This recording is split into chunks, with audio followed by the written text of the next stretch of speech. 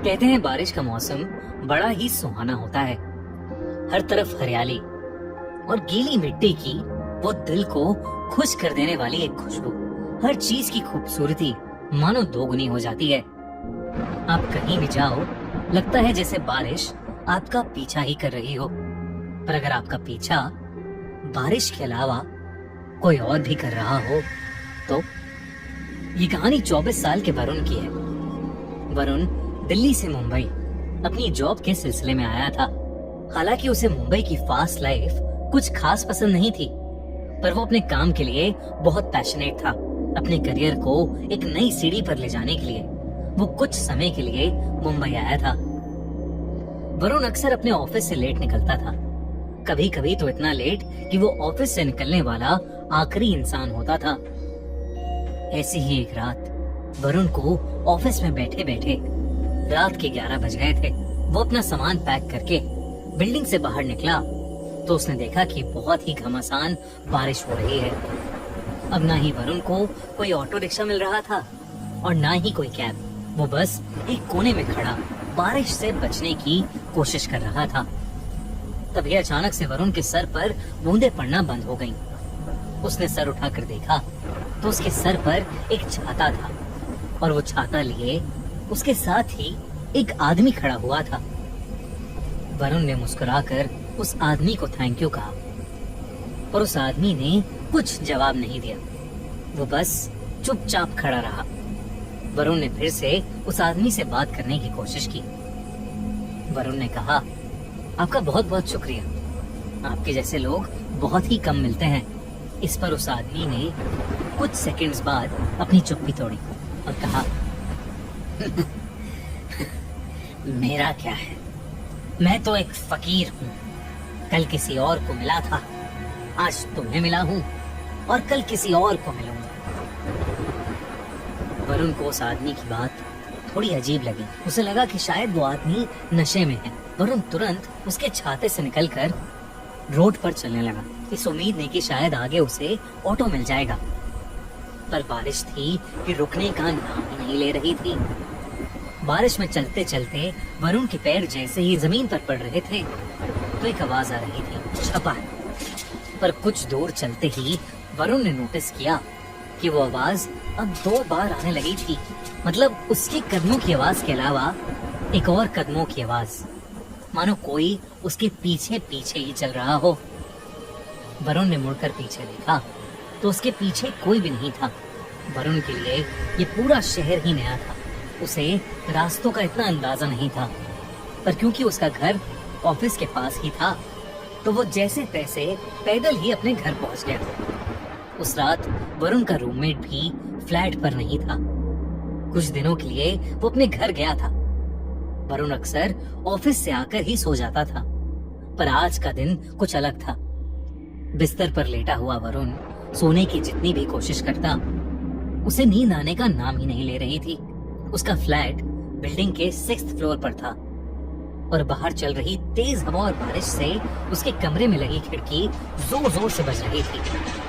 आसमान में जोरों की बिजली भी कड़क रही थी। ऐसा लग रहा था कि कभी भी कोई बादल फट जाएगा। और इसी शोर की वजह से उसके लिए पूरा माहौल बहुत ही डरावना हो गया था।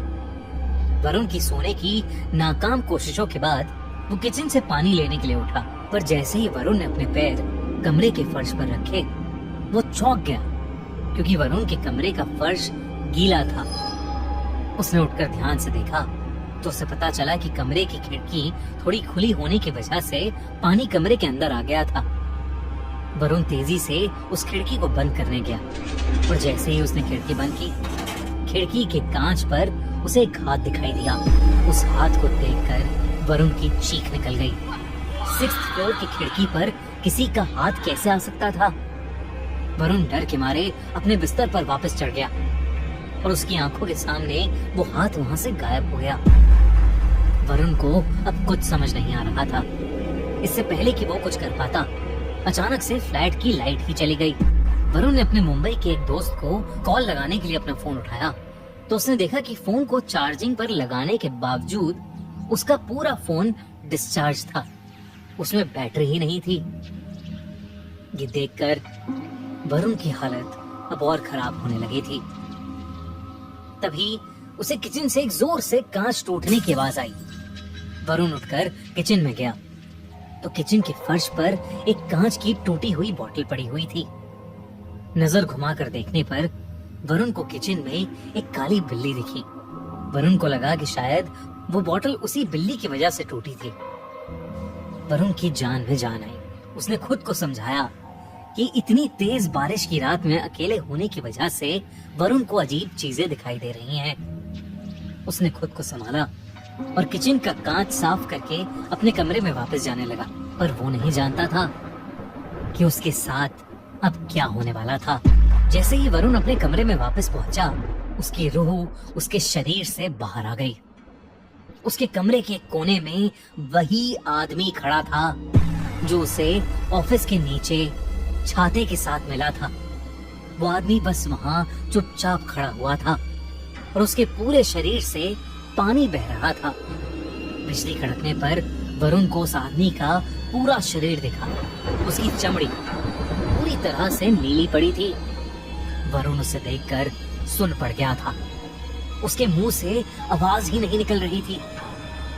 तभी उस आदमी ने अपनी चुप्पी तोड़ी और वरुण से कहा, मैं तो बस मदद करना चाहता था, पर मेरे साथ ऐसा क्यों हुआ?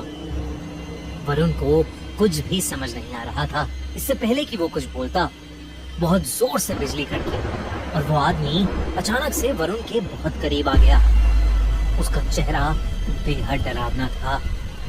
अचानक उस आदमी का शरीर फूलने लगा, जैसे मानो उसके शरीर के अंदर कुछ भरा हुआ हो।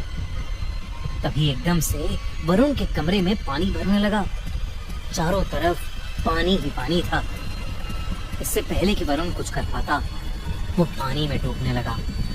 वरुण को सांस ही नहीं आ रही थी और वो पानी में डूबता जा रहा था। अगली सुबह जब वरुण का रूममेट घर आया तो उसने वरुण को फर्श पर गिरा हुआ पाया। उसने जैसे तैसे वरुण को उठाने की कोशिश की तो वरुण के मुंह से बहुत सारा पानी निकला, जैसे उसे किसी ने समुंदर से निकाला हो। वरुण होश में आया और उसने अपने रूममेट को पूरी बात बताई। जब वो डूब रहा था तो वरुण को एक सपना आया, मानो वो उस आदमी की जिंदगी को देख पा रहा था। उसने देखा कि एक ऐसी ही रात जब बहुत बारिश हो रही थी, वो आदमी ऑफिस से अपने घर जा रहा था। बारिश इतनी तेज थी कि जगह जगह पर बहुत पानी भर गया था। वो आदमी ऑफिस के नीचे खड़ा ऑटो ढूंढ रहा था। तभी उसके पास आकर एक औरत खड़ी हो गई। कुछ देर बाद उस औरत को लेने एक गाड़ी वहां पर आई, पर गाड़ी में बैठते समय उस आदमी ने देखा कि उस औरत का दुपट्टा गाड़ी के दरवाजे से बाहर निकल रहा था। बस उस औरत को यही बताने के लिए वो आदमी उस गाड़ी के पीछे तेजी से गया और उसका पैर एक बहुत ही गहरे गड्ढे में पड़ गया। वो गड्ढा इतना गहरा था कि वो आदमी उसके अंदर डूबने लगा और इससे पहले कि कोई उसे बचा पाता, उसके लंग्स में पानी भर गया था और उसकी वहीं मौत हो गई। जब वरुण ने अपने ऑफिस के एरिया के पास जाकर लोगों से इस बारे में पूछा तो उसे पता चला कि कुछ साल पहले एक पतला बूढ़ा आदमी वहीं बारिश में गड्ढे में मर गया था। ये सुनकर वरुण का दिल दहल गया था। कल रात उसकी मुलाकात जिस आदमी से हुई थी वो वाकई उसी बूढ़े आदमी की आत्मा थी। वरुण ने अगले ही दिन अपनी फ्लाइट बुक की और वापस अपने घर दिल्ली चला गया। उस दिन के बाद से वरुण को वो इंसान कभी नहीं दिखा, लेकिन आज भी तेज बारिश होते ही वरुण घबराहट के मारे कपकपाने लगता है। अगर आपको ये वीडियो अच्छी लगी तो हमारा चैनल खूनी मंडे सब्सक्राइब करना बिल्कुल मत भूलना।